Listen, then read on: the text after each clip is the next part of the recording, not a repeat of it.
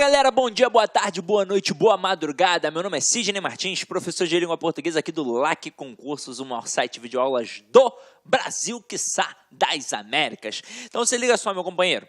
Hoje a gente vai trabalhar um assunto que tem no seu edital. Você já deve ter reparado que tem lá significação das palavras ou significação contextual de palavras e expressões. Aí você tem que ficar ligado numa coisa. Quando a gente trabalha a significação das palavras, nós temos três conceitos básicos que vamos olhar com toda a calma do mundo aqui.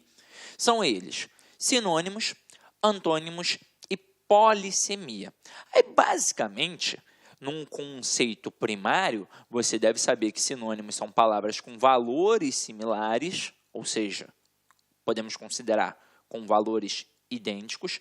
Antônimos são expressões de valores distintos, opostos, ou seja, diferentes.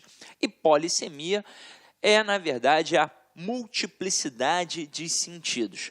É a possibilidade que uma palavra ou uma expressão tende a adquirir diversas nuances, dependendo do contexto, é claro. Agora, se liga só, rapidinho. Quando eu falo isso, você tem de saber que, na verdade, por mais que a gente estude aqui os conceitos, que é importante você aprofundar um pouquinho, absorver um pouquinho esse conceito, mas tudo isso daqui depende única e exclusivamente de você. Quando a gente pensa em provas de concurso público, em valores como ortografia, como semântica, como significação das palavras, das expressões, o contexto ao qual as expressões e as palavras, as quais aí estão inseridas, você tem de entender que isso depende de você. Depende do teu conhecimento de mundo. Na verdade, depende de uma bagagem literária. É leitura. Quando o camarada coloca uma palavra na prova e pergunta o seu significado, o seu valor, é porque ele sabe que muitos alunos não têm o hábito de ler. E aí ele faz isso. A dica que eu dou sempre para o meu aluno no curso presencial é a mesma dica que eu vou dar aqui. Leia sempre. Leia bastante. Cid, não tenho tempo. Mas quem está fazendo concurso público tem que aproveitar para poder fazer leituras importantes, como os editoriais, como as revistas, os jornais, tudo que está aí em voga, você tem que aproveitar, até mesmo porque normalmente quando você faz um concurso, ou tem a matéria de atualidade, ou às vezes tem uma redação que tem como tema algum assunto de atualidade. Então, você tem que estar por dentro, ou seja, você tem sempre que ler. Fora as matérias, como português, como direito, você está sempre lendo. E de vez em quando vai aparecer uma palavra que você não domina. E aí, o que você vai fazer?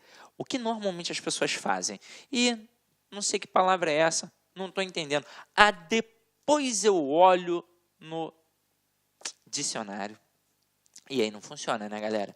Esse depois nunca vai chegar. Eu sei porque eu também já fiz isso algumas vezes, assim como vocês. Somos seres humanos, todos fadados a erros. Agora, o que a gente tem de fazer na hora que está estudando para um concurso? A gente tem que entender que nossa postura tem de ser diferenciada. Então, na hora que eu encontrar uma palavra que eu não domino, eu tenho de, na hora, exatamente naquele momento, pegar um dicionário. De preferência até anotar aquela palavra e o conceito daquela palavra numa folha, num caderninho que você deixe preparado para isso. Por quê? Porque aquela palavra pode cair numa questão objetiva da prova, relacionado a esse aspecto do edital, ou pode até servir para você ampliar o seu vocabulário e utilizar aquilo dali numa redação, numa prova discursiva. Então, leia, meu companheiro, e leia sempre com o dicionário em mãos. Hoje em dia tem a facilidade da internet, caramba, pega o celular, não está com dicionário, não quer olhar? Coloca ali no Google, procura o significado da palavra, mas de preferência anote, para que você não venha esquecer, ok? Tranquilo? Então vamos fazer um estudo dirigido, como é de hábito aqui, para que todos vocês possam acompanhar com calma e tranquilidade. Então vamos lá. Aqui, galera, significação das palavras. Quanto à significação, as palavras são divididas nas seguintes categorias. Eu já adiantei para vocês: sinônimos, antônimos e polissemia. Mas agora vamos falar dos sinônimos. As palavras que possuem significados próximos são chamadas sinônimos. E aí acompanha comigo. Casa, lar, moradia, residência, longe, distante, delicioso, saboroso, carro, automóvel. Então, reparem que aqui essas palavras estão dentro de um mesmo campo semântico. Isso significa que, relacionado a um processo de coerência, qualquer pessoa é capaz de entender. Por exemplo, quando a gente pensa em coesão e coerência, a gente sabe que a coesão é a estrutura de um texto e a coerência é o sentido, ou seja, se eu entendo, é porque o texto é coerente. Se eu não entendo, é porque o texto é incoerente. E aí, pensando num grau de relevância, de hierarquia, por exemplo, a coerência está num patamar acima da coesão. Só que, na verdade, a gente sabe que a coesão trabalha em prol da coerência. Mas o que eu estou querendo dizer com isso? Por exemplo, se eu pegasse essas expressões aqui como lar, moradia, casa, residência, e jogasse simplesmente, você iria perceber uma estrutura não coesa, mas iria fazer um sentido para você. Por quê? Porque essas palavras estão dentro do mesmo campo semântico. Então, algum sentido iria fazer. Agora, para que a gente usa basicamente isso? Essas palavras de significados aproximados. A gente usa muito como um processo de coesão textual.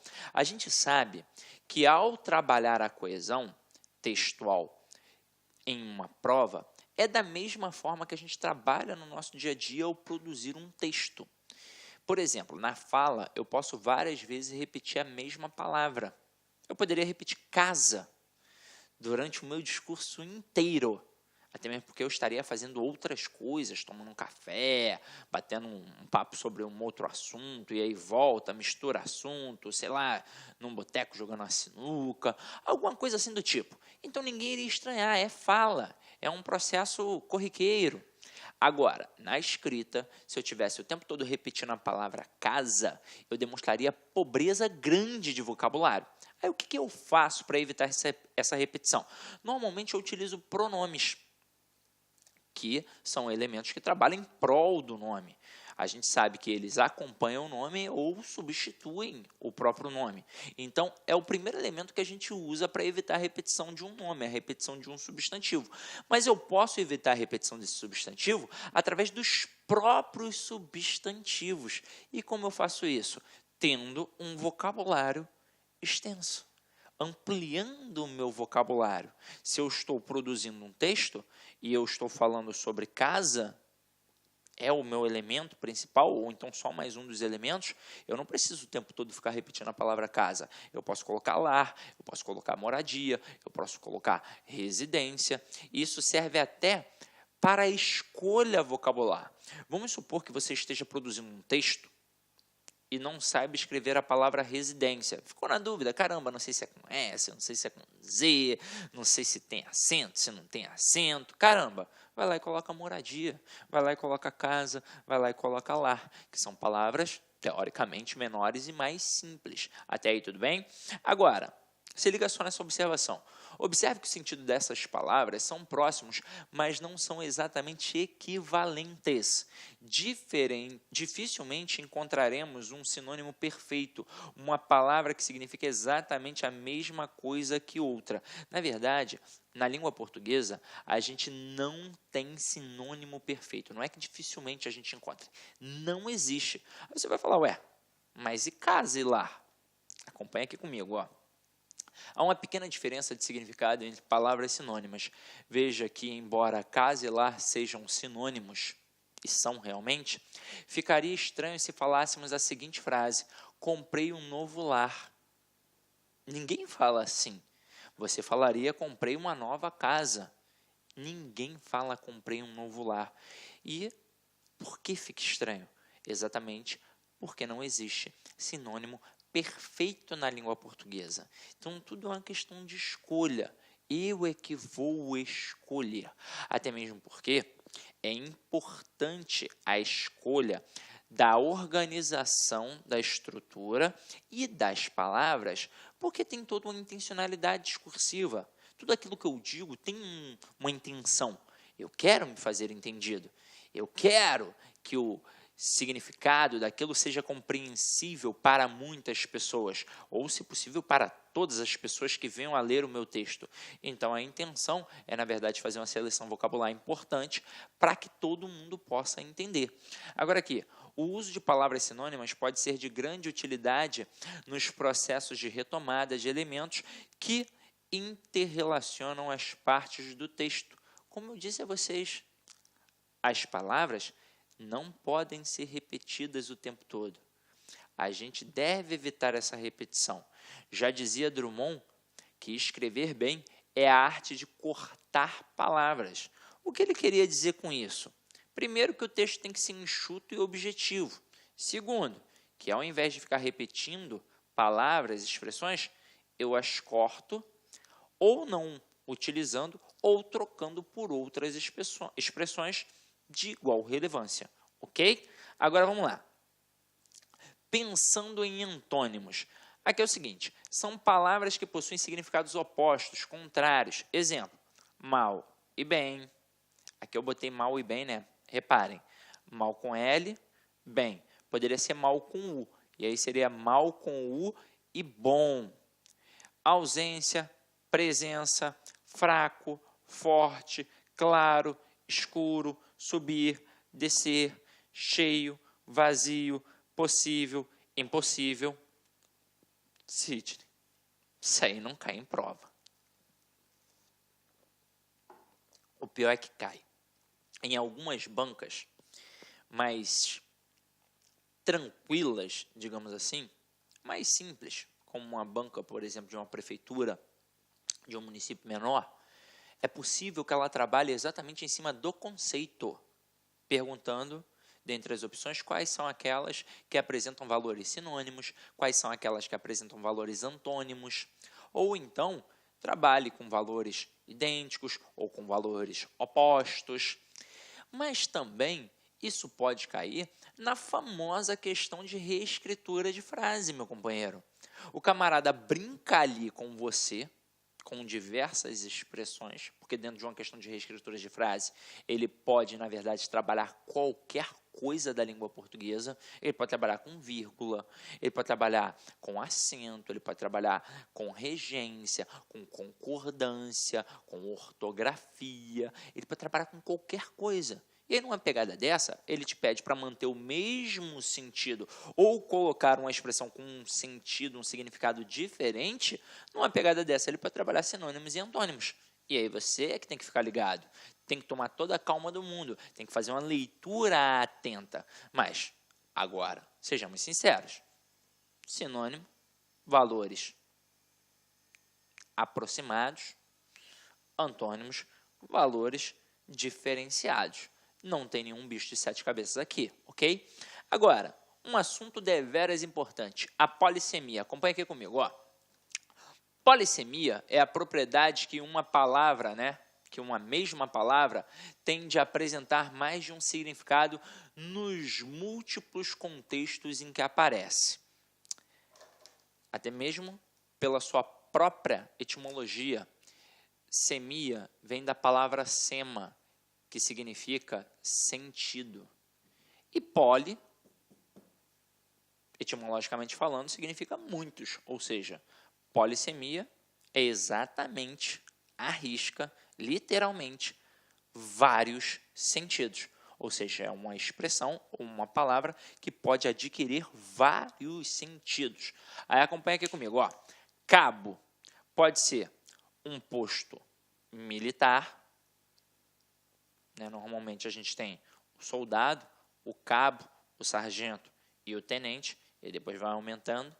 Então, cabo é um posto militar entre o soldado e o sargento. Todo mundo sabe. Agora, cabo também pode ser um acidente geográfico, o cabo das tormentas, e por aí vai. E também pode ser o cabo da vassoura, que a gente usa, me diga onde você vai, que eu vou varrendo. E pode ser o cabo da faca também.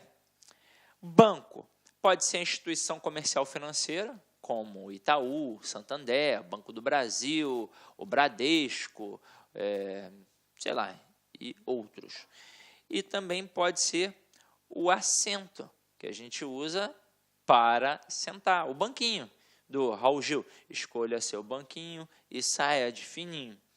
E manga, tem a manga fruta, que todo mundo gosta, acredito que a maioria das pessoas, e a manga da camisa. Mas não são apenas essas palavras, são diversas outras. A palavra vela, por exemplo, existe a vela cera, né, cera tarrada, que a gente usa, por exemplo, para acender quando falta luz, ou então você usa na igreja ou no cemitério. É uma vela que você vai acender ali, né, vai ter um foguinho para dar algum tipo de luz. Mas a palavra vela, ela pode adquirir outros significados. Ela pode ser a vela do carro, por exemplo, e pode ser até aquele camarada que fica ali enchendo o saco do casal de namorados. Né? Tem um casal e ele está ali, ó, do lado. Ele é uma vela, né? Pô, vai ficar aqui de vela? Então, as palavras podem adquirir significados variados. Vai depender do quê?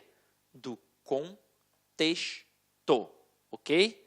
E eu nem vou entrar em outros campos, porque uma mesma palavra, ela pode, dependendo do grau de intimidade, dependendo do local, realmente significar coisas completamente diferentes. Isso se deve à polissemia. Afinal de contas, a língua portuguesa é extremamente polissêmica. Essa é a verdade. A gente só tem que tomar cuidado com uma coisa, para não achar que tudo é polissemia. Geralmente, quando trabalham a polissemia dentro das questões das provas, eles colocam assim, uma expressão que seja polissêmica e pedem para você assinalar, dentre aquelas opções, quais são as respostas relacionadas àquela expressão que eu já sei que é polissêmica, mas que de repente o aluno não sabe. Ele vai botar lá polissemia, mas vai botar metáfora, vai botar metonímia, aí você vai pensar, caramba, ferrou. Será que não é metáfora também? Não sei o quê. Então, a gente vai ver isso agora, trabalhando as questões, e eu vou te dar o pulo do gato para que você não caia em pegadinhas, ok? Então, vamos lá, acompanha aqui comigo. Ó. Deixa eu apagar aqui.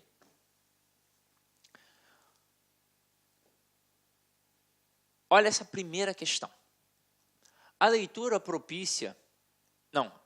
propicia conhecimento e, muitas vezes, um inefável prazer. É por isso que ela é um direito inalienável do homem. Significam, respectivamente, e aí olha como é que a questão é objetiva, fria, crua.